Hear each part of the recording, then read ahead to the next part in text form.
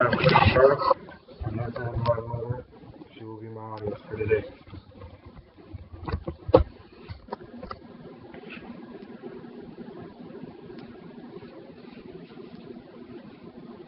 When many people think of America as a land of opportunity, they only think about being rich and successful. But not a lot of people think about the hard work you have to endure and a lot of the issues nowadays, such as cancer. But one person I do know that overcame all those odds would have to be my grandmother, Anna Vergara, who I feel was the right person to do this tribute speech over. She was the most influential person in my life, mainly because of the traits that she had, which made her unique.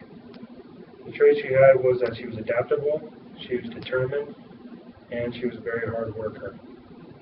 One of those traits, being adaptable, was she had to overcome many situations when coming to the United States.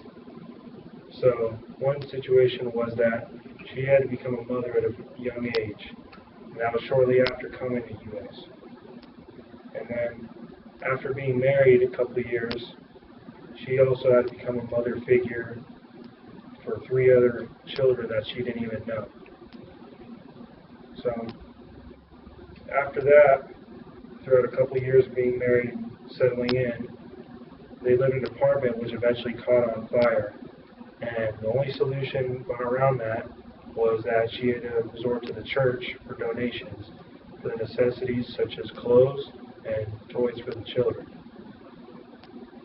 After that, everything seemed to be smooth, going well, until they had a divorce in 1979. And from then, she realized not only does she have to be a mother figure, she has to be a father figure for my dad while he was growing up. Even though being adaptable was probably one of her best traits, being determined would have to be the next best thing.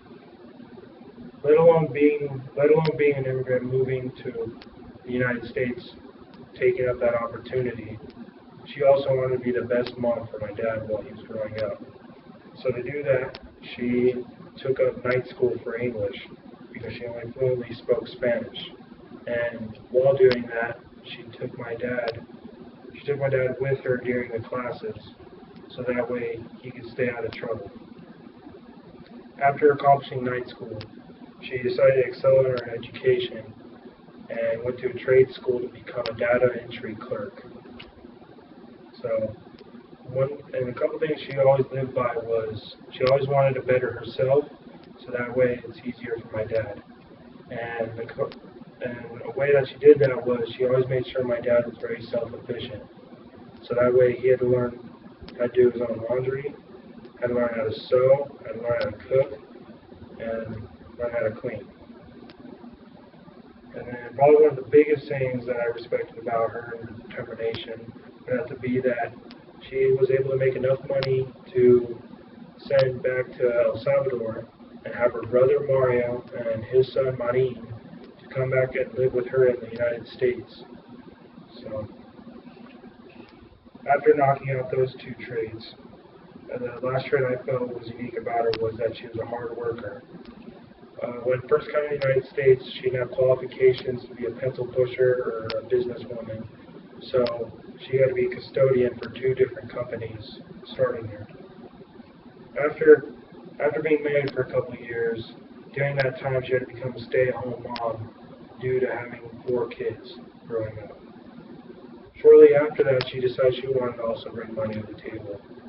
So she was able to land jobs at the Mary Kay Cosmetics Company and the Frito-Lay Chips Company. But then after all that, she had to she had to that's when after the divorce she had to take up more money. She had to bring the money to the table. So she ended up taking up night school to do the English. And from that she landed the job at Boston Department Store in Hawthorne, California.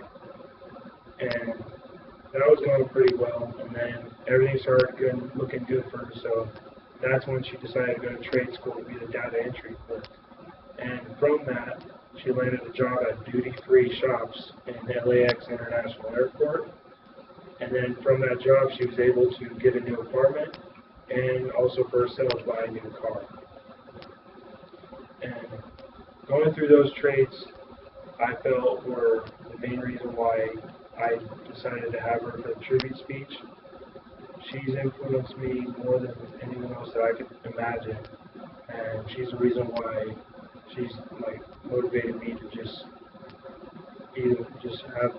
go use my best potential. So, thank you for your time.